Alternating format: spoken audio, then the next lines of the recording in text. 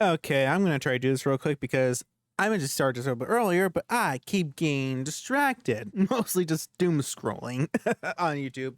Okay, so last Tuesday, I went to go see two movies. I saw Spider-Man: A Brand New Day, and I got to go see the Odyssey again, and it was a perfect movie day. It was a perfect movie day.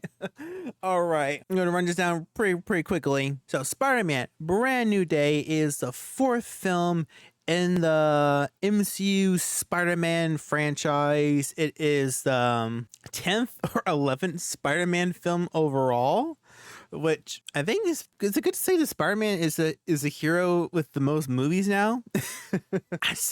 I'm not sure how I would rank this compared to all the other Spider-Man movies because the Spider-Man movies are pretty dang on great. Even the ones we like to clown on and are technically the worst, Spider-Man 3, Amazing Spider-Man 2, even those ones are good. This might be my favorite. I don't want to say call it my favorite Spider-Man film because it's been a while since I watch watch the other movies for a minute, but I want to say this is probably one of my favorite ones, or at least my favorite in the MCU version of this character. And there's a lot of reasons. I'm going to try to run it down really quickly. One, they use the MCU world pretty good in this version because in Homecoming I kind of liked it. It was just the background setting of the world. Far From Home, the Nick Fury stuff, it felt like it just took over the narrative, and well, not bad. I didn't really like it like that. No,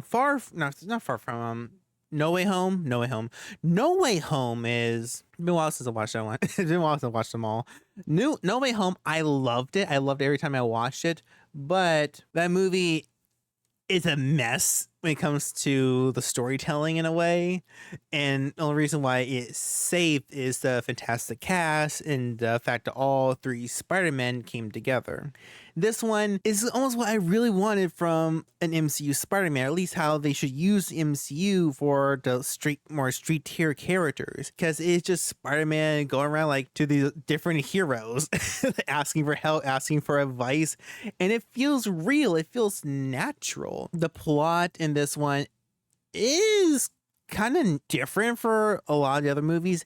It is more of a mystery in this version, and while I did not know the goal of the mystery, I kind of put most of it together. So the film is a bit predictable, at least if if you're a comic book fan or if you've been paying attention online. The film is a bit predictable. Not that that is bad. People like, I heard it was a Christopher Nolan quoted this like a week ago, I think, that just because you notice a trope in the film or a TV show doesn't always make it bad. It just means you're, I guess, more savvy. I can't think of the word. You just notice them more. Doesn't mean it's make it bad. Same thing with this one. I kind of noticed where the story was going, but I didn't hate it. Still had a fun time with it. I think the third act reveal is the most noticeable. Like, yeah, I saw the kind of coming from a mile away. I wish they handled it a little bit better, but didn't overall impact my enjoyment of the film. Acting wise, fantastic. Everyone's fantastic. We've seen all these characters before. This probably might be Tom's best version of MCU Peter. His accent's a little different, I noticed. When I was watching a clip from the older movies comparing to this one, he does change the accent a bit. And probably need more thoughts to comment on that one. But I do like this one because he is playing a more traditional Spider-Man type of role. He's the loner. He's down on his luck. He doesn't have a lot of money, but still was able to make all these weird equipment. He is when he really feels the most Spider-Man-ish. Also because he spends most of the film in the suit. I mean, I love this because in most comic movies, they try to find ways to get the characters out of the suit or to take off the mask so you can see the actor. No, I want to say a good 50 or 40% of the film, he probably even more than that. He is in the suit, not taking the mask off, and I love that. I love that. It feels like you're watching the cartoons or playing the games or the comics where, yeah, the costume just stays on. You don't take it off till you really need to take it off. Bring back MJ and Ned. I was a bit mixed on it because since they did a whole mind wipe, I was hoping to introduce new Spider-Man characters like maybe Black Cat, Harry, or even more other characters like maybe Robbie Robertson, or what's his son's name? I can't remember. Oh, Kenny Kong could be another cool character they could reintroduce. But no, they brought back the whole trio, and they are used a little differently, and the relationship is played a little differently because they don't know who he is, but like there's these echoes of the past. And Tom Holland, he plays that loss and that depression of, hey, these are my pals, this is the love of my life, but I can't tell them this. I can't interact with them. You can see how much is killing him. I wish that was expressed on a little bit more, but for what we did see, I liked it. Sadie Sink is really good in the movie. I'm not gonna say who she's playing, but come on, if you pay attention to the casting, if you just see bits of the rumors online, it's pretty obvious who she was going to be playing, and I think she was fantastic. Should I just spoil it? Should I just spoil it? Because, she's playing Jean Grey.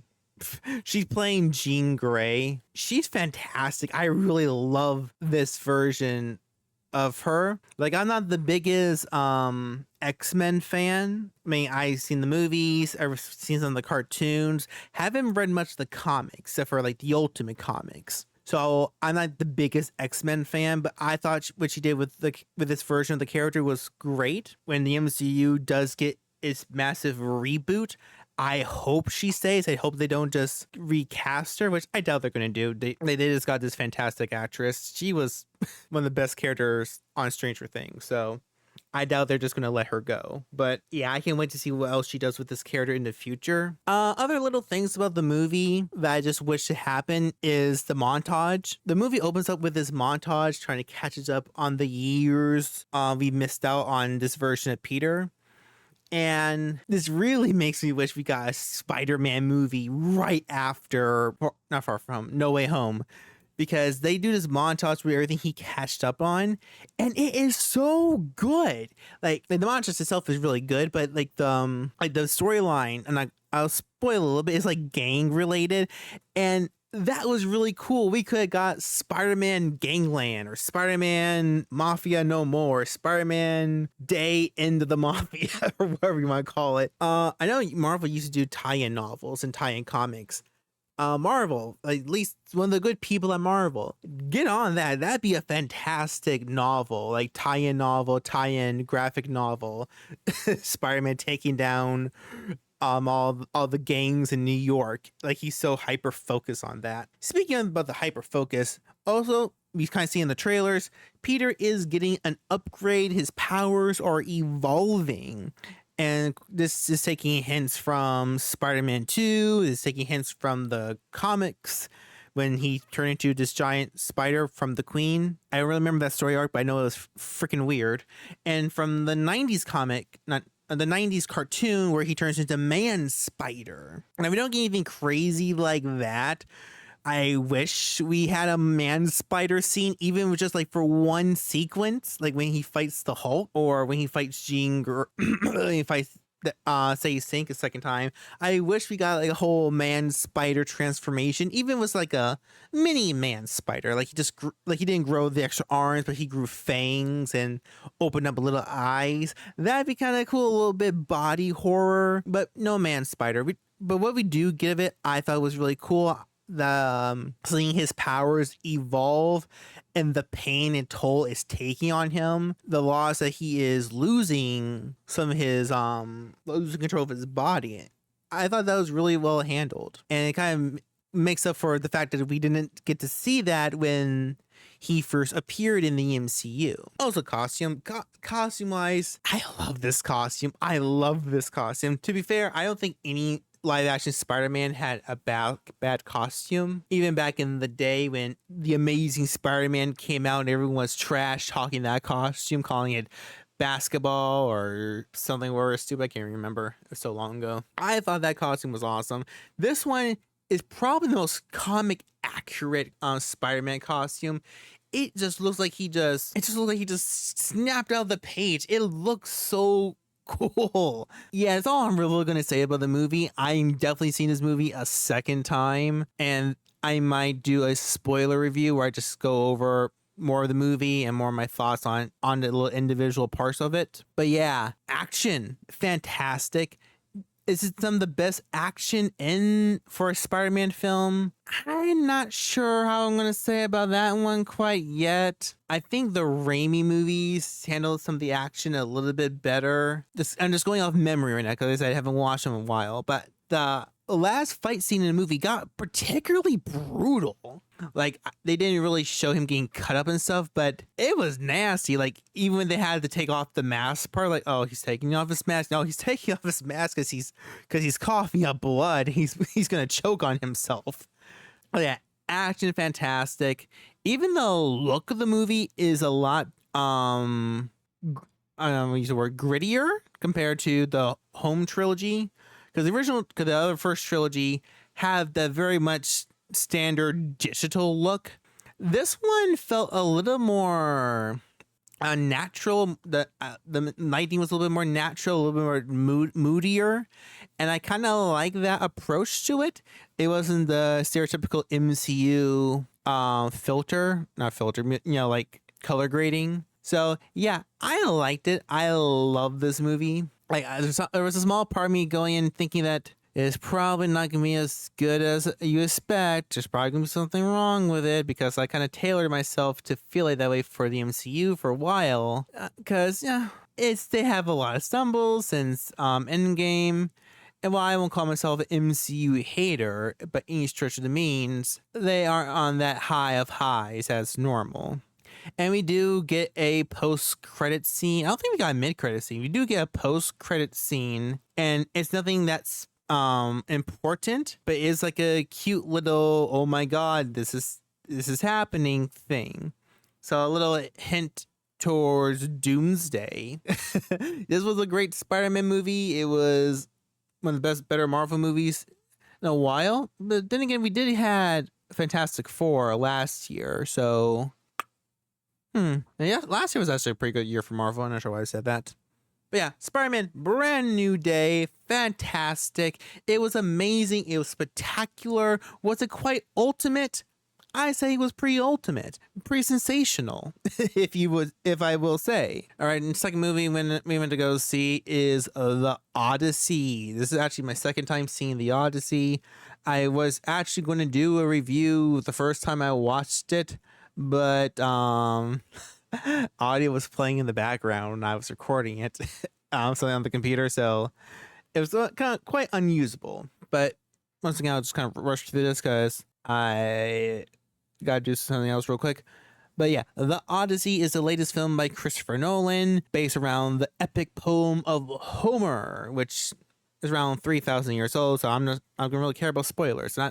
I know not everyone knows about Greek mythology like some nerds do, but I'm just going to spoil it. The film follows the tales of Odysseus and his men as they travel to return to their home of Ithaca after the events of the Trojan War. But each time they stop, they are tortured by all types of monsters and curses and gods. And it leads them all astray. And the other half of the world, or Greece, in the tale of Ithaca, Telemachus, his son, his wife Penelope are hoarded by these horrendous suitors who wish to wed Penelope and become the new king. But also, it's fantastic. I love this version of the Oddysee. It's been a while since I actually read the original poem, but I do know most of everything that happened in it, and this was a pretty unique interpretation of the Oddysee. Now, there are some things that people have been bitching and complaining about because it's the internet. What else are people going to do? I don't agree with any of it. I will say some of the dialogue choice left to be desired. using more modern English for this version. I didn't like it. Well, not that I didn't like it. It just something else could have been done to help you more engross into the world. Like, I don't care that they say using modern English, but when the character's saying dad, like when Tom Moscow says dad, yeah, that, I don't know. Just keep using the word father, or they could use more Greek words, like Greek terms that might confuse people at first, but you eventually pick up on it. Like, oh, okay, that they're saying using that word for father, using this word for mother, and things like that. And in terms of casting, okay, look, okay. If this was an historical piece, like this was a movie based on real historical people, like Alexander the Great, or a film really about the Spartans and the Persians, you know what? Yes, I will want true, authentic casting one for one. But the Odyssey is an epic poem. There was no real Odysseus. There was no real Helen of Troy. All these characters are fictitious. So I don't really care what the film wants them to look like. I can't remember. It's been a while since I brushed up on Helen, but wasn't she birthed from an egg? She is supposed to be a mythological character. She's not supposed to be based on a specific real life person, at least as far as we know from, 3,000 years ago. Acting wise, it's a Christopher Nolan movie, so of course the acting is going to be fantastic. Matt Damon as Odysseus was really, really good. He didn't really, I don't want to call his performance bad, but there's nothing really stand outish about him. Like, he was excellent for everything that he did, but there's no point in the film where it made me feel like, yes, he's an awesome person, I want to lead with him, or he is this very tragic figure. Specifically because Nolan kind of rewrote the character, because I remember him in the poem being very trickery. Like, he was kind of a trickster like character, and that was a part of his hubris. This version of Odysseus is a much more noble man, a much more noble king, which makes him a much more better character to follow, a better character to root for, but it makes him a little bit of a less interesting character. Probably the best performances from this one comes from John Leguizamo. He's playing, I can't remember what his character's name is. His character isn't Mentor. His character is, hold on a second. He's playing Eumaris. Yeah, he is fantastic. How he's playing like his old man, but he's so wise, he's so smart. Like, he sees and understands all these little things about everyone, and I thought he was fantastic. I think probably the best standout ones that I really noticed this time was Anne Hathaway as Penelope and Robert Pattinson as Antinous. Hathaway, she plays Penelope as this very mellow, very I don't say dramatic, but she is suffering from the loss of her husband, not knowing if he's alive or dead. She is suffering from these hounds of suitors who plague her home, and she is technically the queen. She is not the king. She cannot throw them out. She cannot do what she wants to do. And you can feel a big strain on her trying to control herself, trying to accept these things that she does not want to accept. I think that's the best way to put it. I really do like this version of Penelope. The other versions of the Odyssey I remember watching, it had been a while since I watched the old TV movie. I remember Penelope having that much to do. Even in the original poem, once again, I didn't read the poem in a long time, so I need to catch up on my other version of the Odyssey, but I really did love how she portrayed this, her deal of how much all this is affecting her. And Robert Pattinson as Antinous. I love Patterson. I really love Patterson. It's so funny how many, like, not even sure, you're like, God, how long it's been? Like, and when he was in Twilight, we all kept saying, like, Robert Pattinson, the Twilight guy, is going to play all these different characters. Patterson is fantastic. Like, his range as an actor is so incredible. From playing someone like the Batman, this very heroic, stoic person, and playing Antinous, which is this very conniving, sadistic prick, this selfish, this cowardice asshole, and he plays it so well. Like every time he's on screen, you just wanted to reach in there and just go like just smack him all around. Other little moments, I have to say, everyone did a fantastic job. Nothing really blow me away. I really wish we got to see a little bit more Charlize Theron as Calypso. But she has to do in the film is great. Like you can feel the sadness of her, like why she would keep Odysseus with her for so long. And you got, was it Samantha Morton as Circe? I thought Circe was really, really good. I thought there were so many little bits of her character that just spoke so much like who she is, what she is. I really wish we got to play a little bit more with her. And who else have we got here I want to talk about real quick? Oh yeah, we got those John Berthal as Melinus. He doesn't have a big role in the film, but what he has in there, I like. Like he is the perfect amount of sinister and like, oh yes, I'm here. I'm the king. I'm going to welcome you to my home. You say one thing I don't really like. Might be a problem here. How Nolan chose to adapt a lot of the mythological parts of the story, I thought were really interesting. Like the look and design of Polyphemus was amazing because they didn't really use a lot of CGI with Polyphemus. Like I know they use a puppet and I think they overlay that with an actor, if I'm correct, and they probably use a little CGI here and there to try to brush it up a bit. But I thought the look of Polyphemus was fantastic. How they chose to place the eye, how his skin is like pale and hairless, because it's been a while since we've kind of seen like a Cyclops as like a real monster, and this was just complete monstrous. Like that segment of the film turned into a complete horror show. I'm not the biggest fan of how they chose not to have him be intelligent. Like there was nobody. I mean, this is the Odyssey. How can you not have nobody in the film? It's nobody. Nobody is so important. I can't believe they didn't do nobody. But even without including nobody, it was a pretty great sequence. Even when you hear him talking a little bit, I'm not sure it was because how the audio was edited, or maybe they had him speaking in a different language, but you couldn't really tell what Polyphemus was saying, but you could kind of hear Poseidon's name in it. I'm glad that stuck out. He was the son of Poseidon. The part with the the giants, I know they have a specific name in mythology. I can't really pronounce it. I thought that segment was really, really cool. And that's one of the part of the poems that I did not remember. So when that happened, that kind of caught me by surprise. And I liked how Nolan shot that too. No real CGI.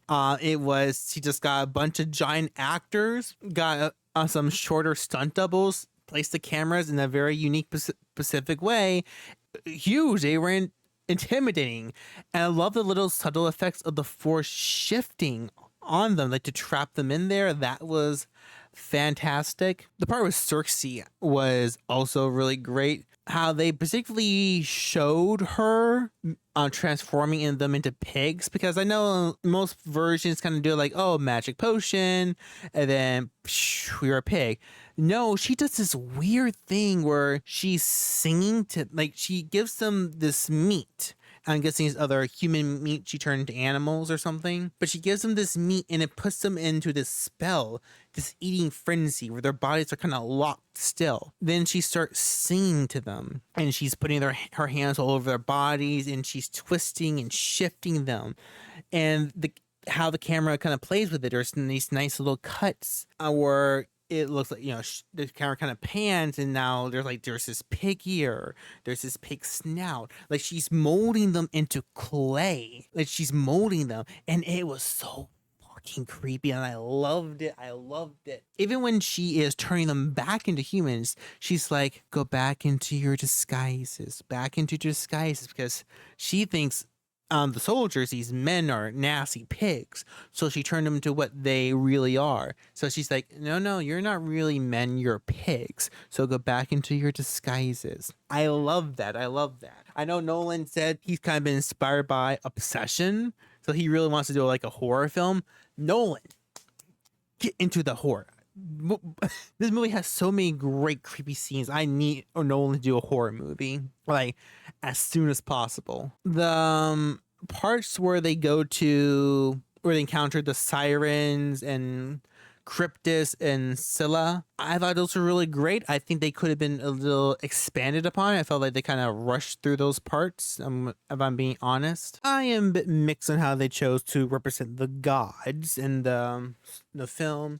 Because, in the poem, Zeus and Poseidon, they actually do physically show up. But in here, though, instead that the gods, at least Poseidon and Zeus, they are not shown physically, but their presence is made known through the thunder, through the storms. And I thought it was pretty interesting. A little disappointing, but I think it was pretty unique how they chose to do it, especially since you're focusing on all these human characters. So the gods are working through them, the gods are working through the elements. How they chose to do Athena. Now that was a bit unique because throughout the film, Athena will just appear to Odysseus, and she just looks a little different how you normally would think of Athena. She's not in her armor, she's not carrying her sword or shield or spear. I mean, I like Zendaya, but yeah, it's not really what you would think of for Athena. Then you get to the very end of the film where it is revealed during the sacking of Troy, Odysseus is in shock and he's in disgust at watching his men, the men of, what's the character name? Agamemnon, attacking the statue of Athena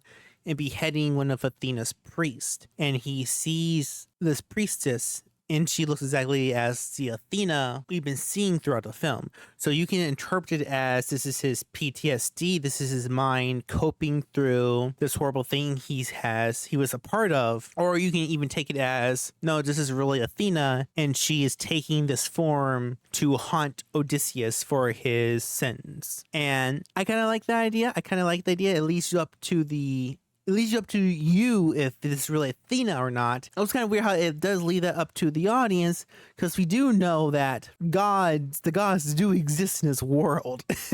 This is a world of magic and monsters, so we do know the gods do exist. Also, let's talk about the story real quick. The changing of the story. So throughout the film, we are hearing these tales from the people of the sea who are coming and attacking places, these people of the sea who are breaking Zeus's rule. Now, Zeus's rule is kind of like this weird thing in mythology and also kind of like in Greek culture. Basically, Zeus was also the god of hospitality, and he had this rule was that whenever someone comes to your home or a visitor comes upon you, you must treat them as you wish to be treated, because you never know if they would be a god in disguise. And we have these tales of these people breaking Zeus's rule, these awful monsters destroying society. Turns out, as we get to the end, which kind of, I guess, watching the second time is a little bit more obvious what they're trying to do, but when we get to the very end, it's revealed that the people from the sea were the Greeks. The people from the sea were the people from Ithaca and Sparta, all those people who destroyed Troy. They were the people from the sea, because Odysseus, with his plan of the Trojan horse, broke Zeus's rule. He went to their home, he gave them a great gift, and what did he do? He sacked them. He killed their soldiers. Him and his men, they destroyed their idols. They killed regular civilians and rape and pillage. Because during the sacking of Troy, you can hear a lot of women screaming, and you can only guess what's really happening to them. Yeah, the sacking of Troy, we see that throughout the film. It's played about three or four times, and each time it's replayed, we see a little bit more of it. The final part, it takes away all the glory, it takes away all the epicness, and just shows just what a fucking awful thing war can be. And it is very much more a modern look at the story, because Greek heroes, the idea of a hero back in that time wasn't really what a hero is now. Being a hero didn't mean saving the world or saving people or just doing good things to do good things. A hero back in that time was more just someone who went out and did things, someone who went out and did great, extraordinary things. So sacking a city would be considered a hero. A hero wasn't really a noble, righteous man or a woman or whatever. during that time. So you are seeing that from a more modern lens, and while not historically accurate or mythologically accurate, is a very unique telling of this tale.